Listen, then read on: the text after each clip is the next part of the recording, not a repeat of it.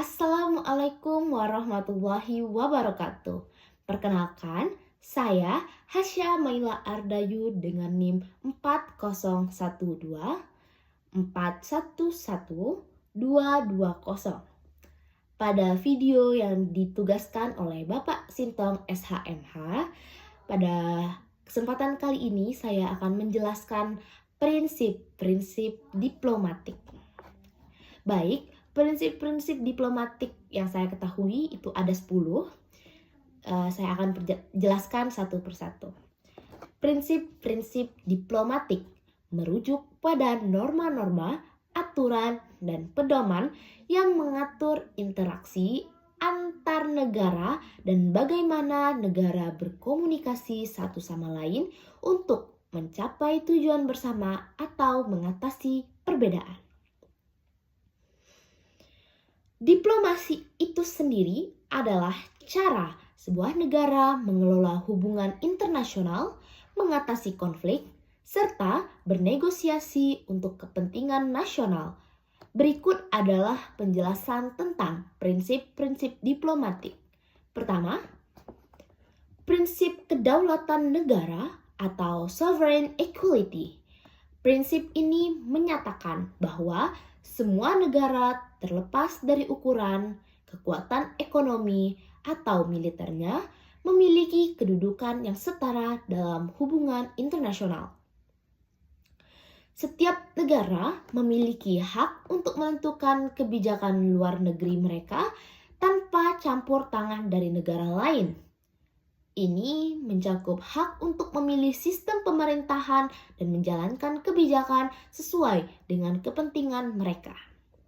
Adapun contohnya, ketika sebuah negara merdeka memutuskan untuk beraliansi atau bergabung dengan organisasi internasional seperti PBB, maka negara lain tidak dapat memaksakan keputusan tersebut. Prinsip yang kedua, prinsip non-intervensi. Prinsip ini menyatakan bahwa negara-negara tidak boleh mencampuri urusan dalam negeri negara lain. Intervensi bisa berupa campur tangan politik, ekonomi, atau militer yang tidak sah, kecuali atas dasar persetujuan atau mandat internasional, misalnya melalui Dewan Keamanan PBB. Adapun contohnya, ketika suatu negara menghadapi krisis politik internal, maka negara lain tidak boleh dengan sembarangan ikut campur kecuali melalui saluran yang sah atau atas dasar keputusan internasional. Kemudian, prinsip yang ketiga yakni prinsip damai dan penyelesaian konflik secara damai. Diplomasi mengutamakan penyelesaian sengketa internasional dengan cara damai, menghindari konflik bersenjata dan pertumpahan darah. Negara-negara diharapkan menyelesaikan perbedaan melalui dialog, perundingan, dan mediasi, dan bukan melalui perang atau kekerasan.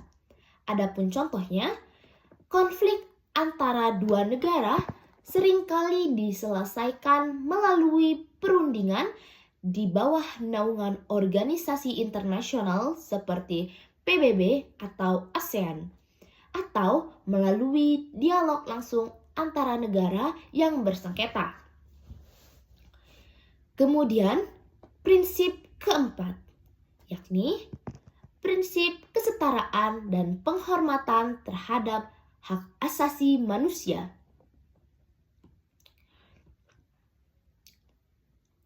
Diplomasi internasional harus menghormati prinsip hak asasi manusia yang merupakan bagian dari hukum internasional. Ini mengharuskan negara-negara untuk menghormati hak-hak individu warganya serta hak asasi manusia secara universal. Adapun contohnya, diplomasi yang dilakukan oleh negara-negara anggota PBB terhadap isu-isu hak asasi manusia seperti pengungsi atau pelanggaran hak asasi harus didasarkan pada penghormatan terhadap prinsip ini. Kemudian, prinsip yang kelima yakni prinsip kejujuran dan keterbukaan atau transparansi. Kejujuran adalah keterbukaan dasar dalam komunikasi diplomatik.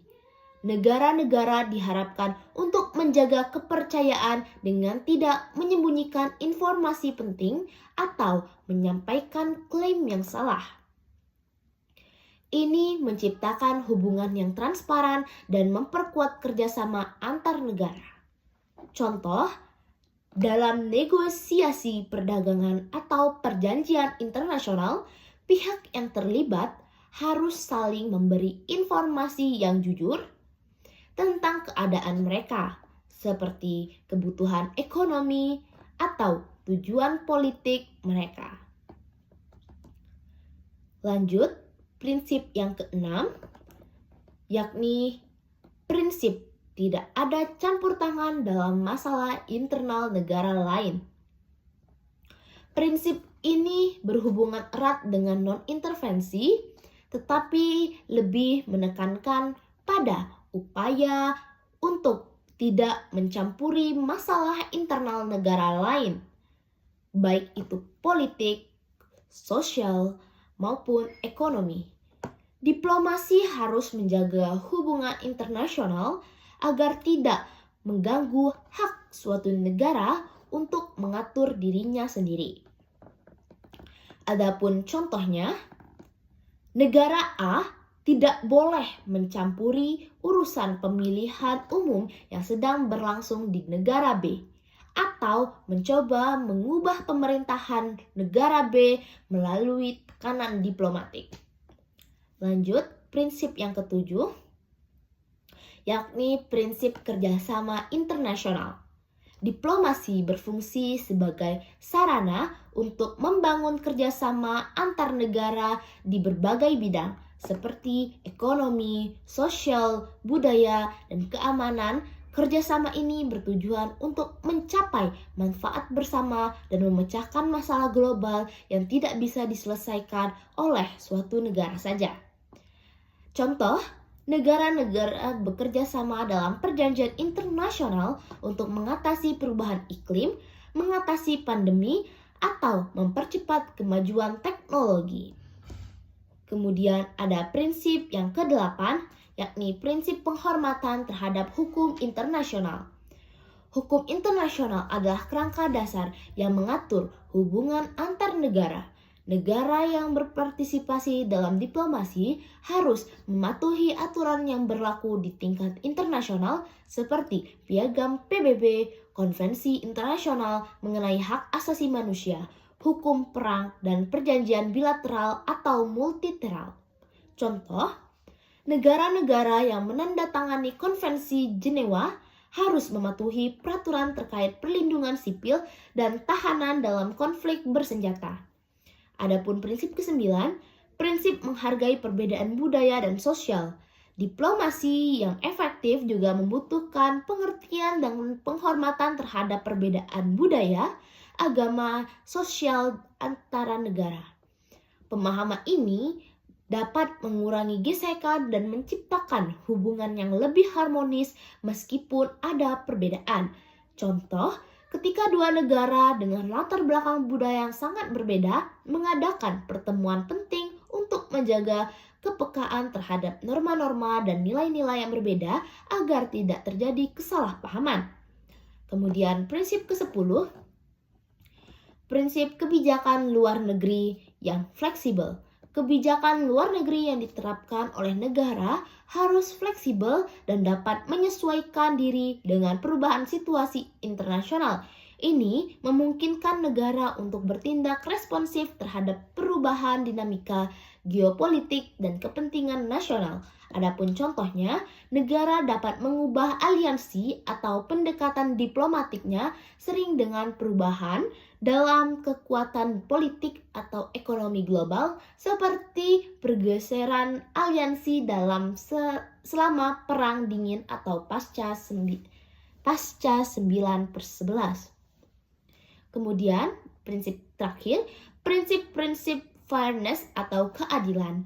Untuk diplomasi Diplomasi nasional tidak hanya bertujuan Diplomasi internasional, tidak hanya bertujuan untuk memajukan kepentingan negara tertentu, tetapi juga untuk mencapai kesepakatan yang adil dan seimbang bagi semua pihak yang terlibat. Hal ini penting untuk menciptakan perdamaian dan menghindari ketegangan. Adapun contohnya, dalam perundingan perdagangan internasional atau perjanjian perdamaian, negara-negara harus berusaha menciptakan kesepakatan yang menguntungkan semua pihak dan tidak hanya mengutamakan keuntungan satu pihak. Sekian dari saya, terima kasih. Wassalamualaikum warahmatullahi wabarakatuh.